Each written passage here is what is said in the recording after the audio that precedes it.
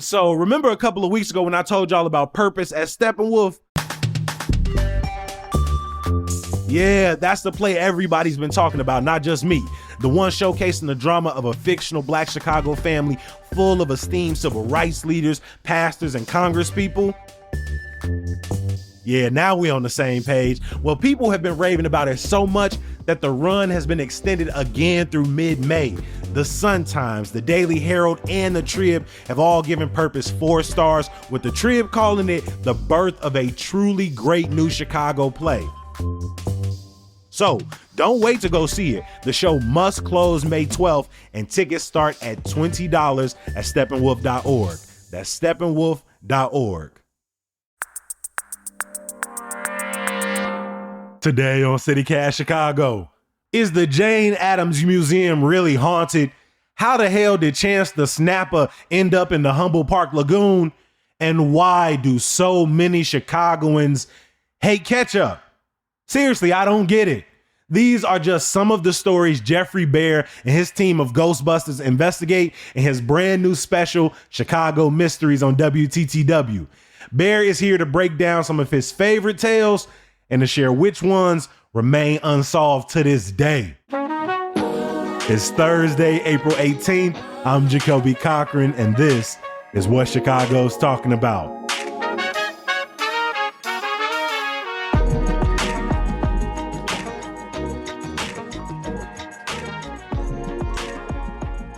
Welcome back to CityCast Chicago, Jeffrey.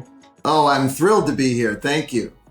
Now, we're excited to have you here because you've got great range, my friend. Last time you were here, we were talking about some of the most beautiful places in Chicago, and now you are back to talk about some of the most terrifying, haunting, and long-lasting mysteries. But I kind of got to start with some basic definitions here because, right, some of the stories you all talk about, UFOs, ghost stories, those definitely come in the mystery variety.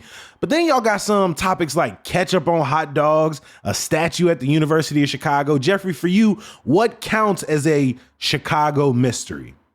Well, I love that you're pointing that out because we really tried to get kind of a range into the show. And you're right, we've got some of the paranormal kind of things. And I've actually always shied away from that in my work because, I've been doing these shows on WTTW for years, and I'm mostly about like Chicago history, things that can be documented, proven. Yeah. Yep. Yeah.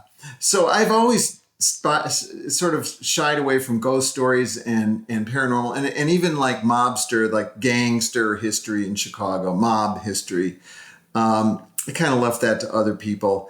But we wanted to just sort of, broaden out what we do. And there's some Native American history in the show. There's some history about an early kind of affordable housing on the South Side.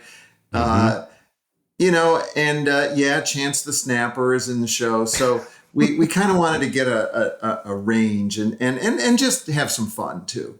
And that is one of the things I like about sort of the horror, the mystery genre, is that there is room for fun.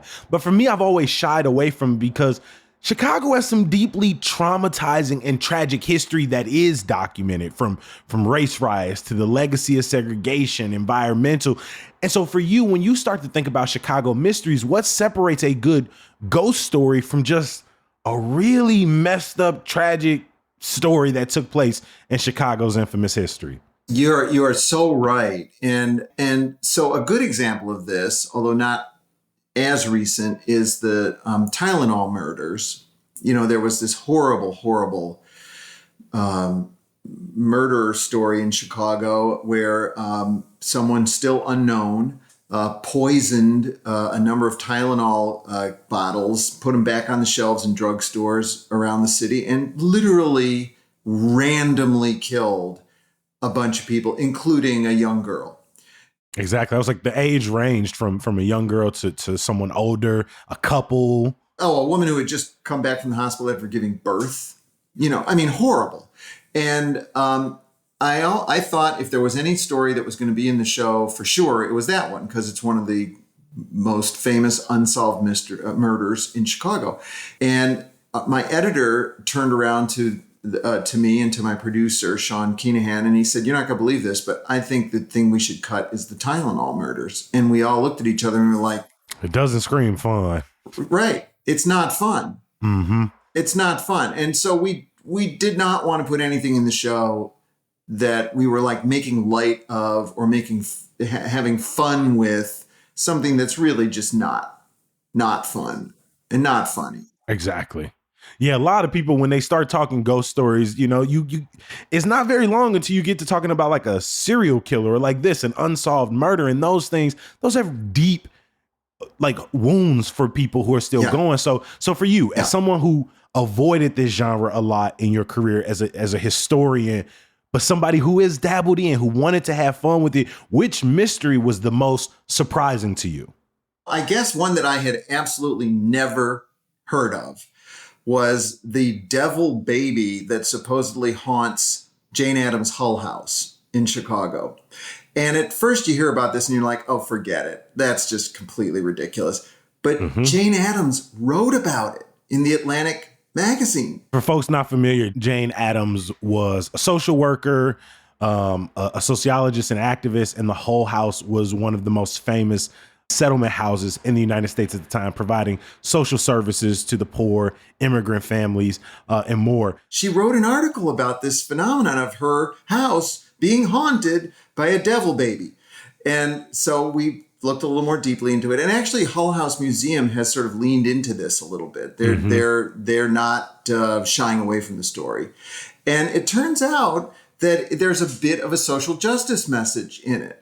Because it was a myth, obviously it was a myth, that some couple gave birth to a devil. And the story was that the husband the wife was devout, the husband was a atheist, and he said, I'd rather have a devil in my house than another baby. And so lo and behold, when the wife gave birth, it was, instead of a baby, it was a devil. So they brought it to Hull House because they didn't know what to do with it. Hull House took it to church, tried to get it baptized. The baby ran away. They caught it again. They finally didn't know what to do with it, so they locked it in the attic of Hull House. So that's the myth.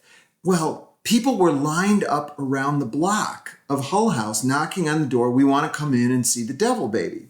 And Jane Addams was like, what is this? Why do people think there's a devil baby? What? And she kind of wrote about it in the Atlantic Monthly. She kind of started to think about it as a feminist statement, that it was all women who wanted to come and see the devil baby because their abusive husbands had brought about this tragedy.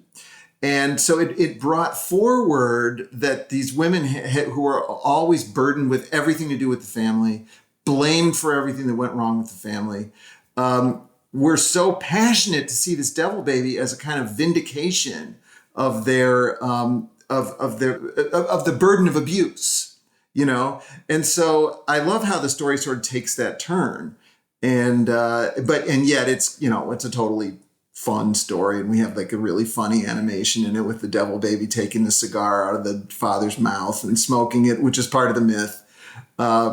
So we could sort of simultaneously have fun with it, but also get into something a little bit more substantive. So for you, this is one of the most surprising when you didn't know. What was the most fun, since that was the theme that was driving you all's collection of which stories to tell, which stories to research? What was the most fun story for you?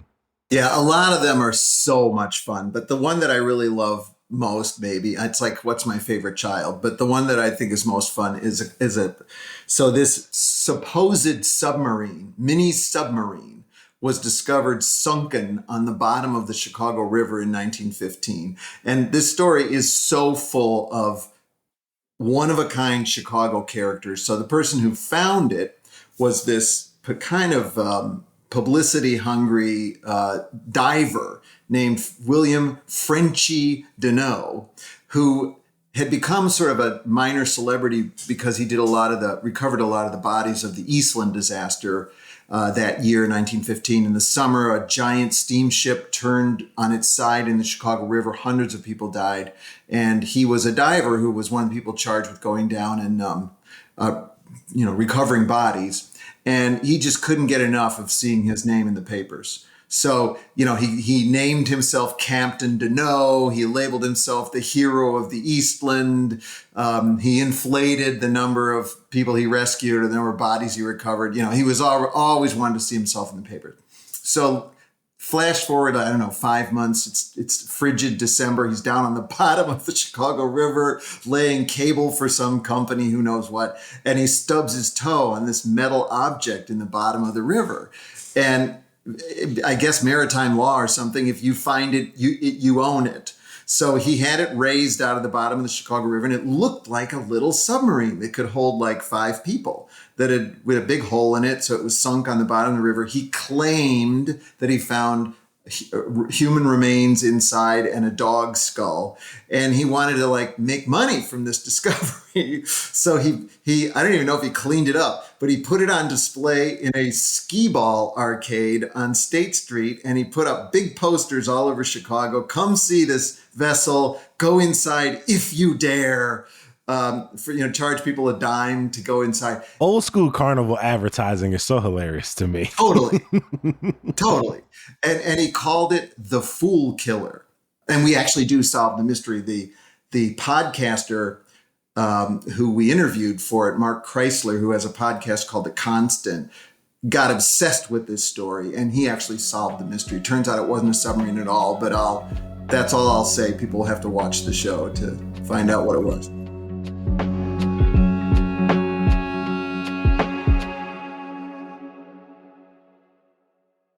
This episode is brought to you by ShipStation.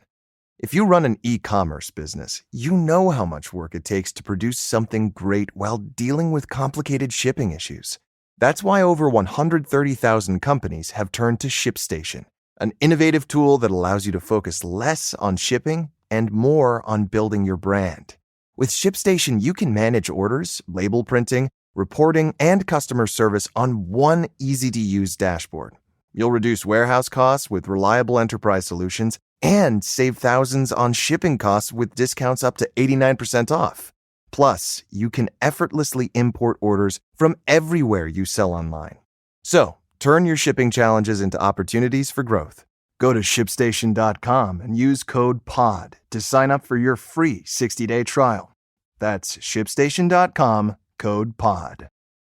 So some of the mysteries you solve or do a little myth busting around, like the statue of Dialago by Virginio Ferrari at the University of Chicago, but others you're discovering and they don't really have answers, like the Mob Encyclopedia with the mysterious author. Do you have a type of mystery you like better? No, what I really like is that some of them are solved and some of them we leave them unsolved.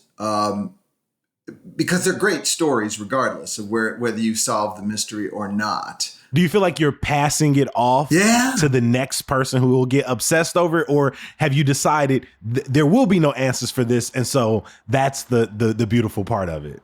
Oh, no, I think it would be wonderful. For example, you alluded to this Mob encyclopedia called Bullets for Dead Hoods. So this is a weathered old manuscript, like yellowed typed manuscript that was discovered in a junk shop.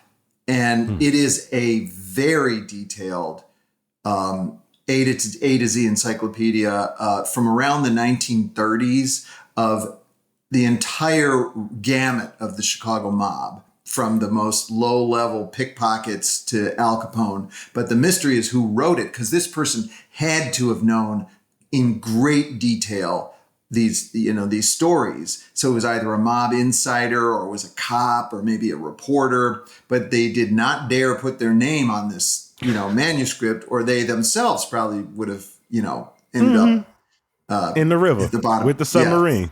Yeah, exactly. Maybe that was the person in the submarine. Who knows? So we'll probably never know who wrote that, but maybe we will find out. And if so, that would be awesome. Did you ever feel disappointed? Like, you're a historian, you like to solve the mystery, to sort of put the pieces together. Was it ever disappointing to be left with more questions? The bottom line is that it's about the story. Mm-hmm. And so even if we don't solve the mystery, if it's a great story, I think I feel great about putting it out there. I will say that, it seems frivolous, but we do ask the story, you mentioned it, of why we don't put ketchup on a Chicago hot dog. That was going to be my next one, Jeffrey, because this is one of the ones that I was just like, is this really a mystery? Like, how is this on the same level as like ghost stories? But then I sat with it for a second, and I'm somebody who I love putting ketchup on a hot dog. I'll go to any hot dog stand, ask for it. And if you give me that like sort of Chicago, oh my God, you're not a real Chicagoan, I'm a throw you the birds. Like that's all you getting from me. But when I think about it, I'm actually a little annoyed because I don't know where that comes from. I don't know what gives people not only the right, but like where that impulse from so many Chicagoans to just, oh no, ketchup, that's for kids. Like, what did you find? Where does this come from? This turns out to be a more substantive story than you could possibly have thought at first. And so the thing you always hear, and I don't buy it at all, is, ketchup's loaded with sugar, so it spoils the taste of the hot dog. Stop it. Stop it. It's a hot dog, dog. What are we talking about? What are we putting in our bodies? Like, it's a hot dog. Right? No kidding. And the other thing about that is that would be true if you were in Cleveland or New York or LA or anywhere else. Why is it a Chicago thing? So we got Monica Eng, who's the Axios reporter, wonderful food expert. And it turns out I'm going to give you the answer to this one. It's because a Chicago hot dog has 7 signature ingredients, 7 key ingredients on a Chicago hot dog. And they are a metaphor, or not even a metaphor. They are the result of waves of immigration that came to Chicago. So the hot dog itself is German and also usually kosher or kosher style. And then all these various ingredients. The mustard is German. The onions, pickle, and tomato slice are courtesy of the Italian and Greek greengrocers who came to Chicago. The sport pepper could be from 2 different origins. Could be brought up from Louisiana in the Black Migration. Could also have come from Mexican immigrants. Chicago used to be the celery capital of the world. Celery was considered this health miracle at the turn of the century. So celery salt. So all these are the particular ingredients that are a sort of a symbol of our own history of Chicago. Now, if you take ketchup and slather it all over that, it's like, you ain't got no story. Where do you come from? What heritage are you bringing to this meal? Yeah, right. Well, it's not just heritage. It actually is an overpowering flavor all the mixture of flavors that you get in a Chicago dog. All you taste is the sugar. And Monica and I, at the end of the show, they have a big canister of ketchup at Sox Park. So we both neither one of us likes ketchup on our hot dog. So we both tried it, and we're like making faces, and Monica says, I feel like I'm 5 years old, so, but there's more of a story there. When you break it down like that, I can understand ketchup doesn't have a place in sort of the Chicago dog proper. It's just so interesting, the idea that ketchup doesn't have place on a hot dog seems to be the result of that logic. But it is pretty specific that ketchup is not on a Chicago dog. But once you tell that story, it makes more sense. But I wonder, when people were coming up with the Chicago dog, was that the symbolism in how they designed it? Because that also feels like a story that you tell yourself afterwards. That you're like, oh, look at all these ingredients, but they come from somewhere. Was that in the original idea of creating the Chicago dog is let's celebrate all of these different histories? Yeah, no, I don't think it was an intentional kind of symbolic celebration. I think it's that those were the ingredients that were there, particularly on Maxwell Street. You go down to Maxwell Street, you got the greengrocers. You've got, you also had the Chicago Polish was also, sort of pioneered down on Maxwell Street. But you could sort of go from booth to booth, loading up your dog. And I've also heard stories that it was a meal on a bun, like in a day when you had people who were, very poor. Same area that Jane Addams was in, by the way. You were getting your vegetables, you were getting your meat, you were getting your grain. It was kind of a meal on a bun and not expensive. So no, it wasn't. I certainly wasn't that. Oh, we're going to create a symbol for Chicago. It actually grew more organically out of that, if you believe that story. Yeah. Well, hey, I'm going to take them 7 ingredients, throw an 8th one on there as well, and keep it pushing. There you go. I mean, how has doing this series changed how you either understand Chicago, its history and myths and stereotypes, or just open your mind to the variety of stories? Like you said, going into it, you wanted things you could document, things that had sort of a clear history to them. But now you've welcomed in these stories that are a little more open to interpretation and change over time. You know, how has that impacted you?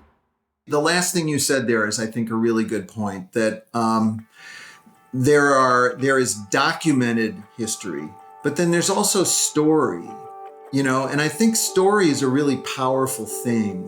The way we, you know, whether it's a myth or not, it has power.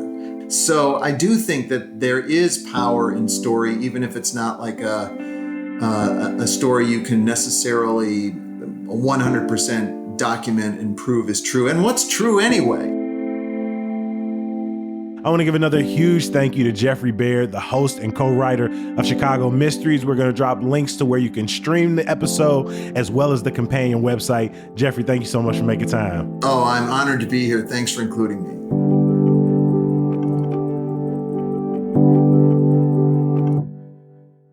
Before we let you go, I want to give you a quick reminder. For more CityCast Chicago, head over to our website, chicago.citycast.fm. There, we're answering some of your biggest Chicago questions like, how do I run for the Chicago School Board? What are some of the best Chicago concerts this spring? And what are some of the activities I can get into this weekend for 420? Well, we got all of those answers for you over at our website, and we're willing to send them to your inbox every morning, Monday through Friday, for free. All you got to do is subscribe to our daily newsletter, Hey Chicago. Something you can only find on the podcast, though. Some good news. The Gateways Music Festival, a celebration of classical musicians of African descent, continues tonight with an amazing event at the South Shore Cultural Center at 8:30. Decomposition and Love Is will feature live music performances. Some of the city's most gifted poets, including the poet laureate himself, and vignettes from the Southside Home Movie Project. This one-of-a-kind event is a can't miss, and plus, it's also free. So just reserve your tickets at the link in the show notes, and maybe I'll see you there. As always, we appreciate you for listening and reading. The best thing you can do to support Hey Chicago and CityCast is be back here bright and early tomorrow. We'll talk to you then. Peace.